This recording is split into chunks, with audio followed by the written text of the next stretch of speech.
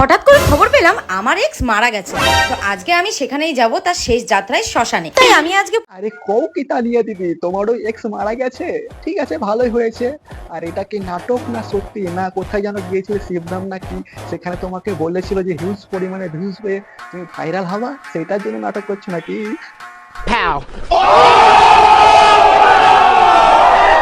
পুরোপুরি আমার এক্স এর মনের মতন করেই সেজেছি। তানিয়া দিদি, তোমার সাজুগুজু দেখে আমার মনে হচ্ছে তোমার এক্স কোথায় আমি দেখেছি। দেখো এইটা নাকি, এটা। अरे बाप रे, ये तो धोती खोल रहा है। দেখো তানিয়া দি, আমি কিন্তু বলছি না তুমি মানচুদার এক্স, কিন্তু তুমি এমন ভাবে সাজুগুজু করেছো যেটা মানচুদা এখন নিউ স্টাইল করেছে সেটা। আর আমি কিন্তু মানচুদার সত্যি সত্যি আমি অনেক বড় ভক্ত, তার জন্য আমি আগেই লক্ষ্য করে নিয়েছি যে তুমি মানচুদার গেট আপটা নিয়েছো কেন। উত্তর দাও, কেন কেন? আমি বলুম না, আমার শোরুম করে। দেখো তানিয়া দি, শোরুম করলে হবে না, একদিকে মানচুদার ছবি আর একদিকে তোমার ছবি, এক করো। হ্যাঁ, আমি বুঝে নিয়েছি তানিয়া দি, তুমি মানচুদার কপি করেছো। ধুতি খুলে দিয়েছি। সকাল সকাল ঘুম থেকে উঠেই দেখি এক্স এর বন্ধু ফোন করেছে, বললো নাকি সে নাকি মারা গেছে। আমি তো প্রথমে ভেবেছিলাম যাবোই না, চিটিং বাসটা যা চিটিংবাজি করে গেছে আমার সাথে। তানিয়া দি, তোমার এক্স তোমাকে ছেড়ে দিয়ে চিটিংবাজি করেছে, অনেক শান্তিতে আছে তোমার মতন মেয়ের হাত থেকে বেঁচে। তারপরে ভাবলাম যে না, বেচারা অকালে মারা গেছে যখন, চলো একবার গিয়ে দেখেই আসি। যতই হোক সে আমার 23 নম্বর এক্স বলে কথা।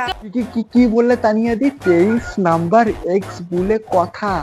মানে দিদি তুমি 12 ভাতাড়ি থেকে 23 নাম্বার ভাতাড়ি পার করে চলে এসেছো। তো আমি এখানটা অল্প করে রেডি হয়ে নিচ্ছি। তো গাইস, তোমরা কিন্তু এখানটা কেউ বাজে কমেন্ট করো না। তো গাইস, আমাদের তানিয়ার দিকে কেউ কিন্তু খারাপ কমেন্ট করবে না, কমেন্টে লিখবে 23 ভাতাড়ি।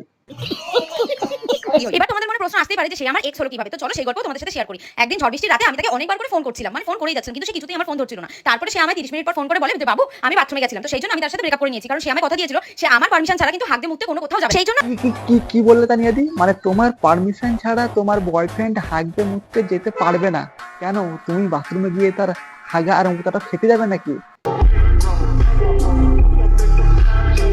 তানিয়া দি, আমি কিন্তু তোমাকে রোস্ট করলাম, তুমি আবার উপরে আবার পুলিশ কেস করবে না তো? কারণ তুমি তো আবার কেউ তোমাকে রোস্ট করলে তুমি তো পুলিশ কেস করো তার জন্য।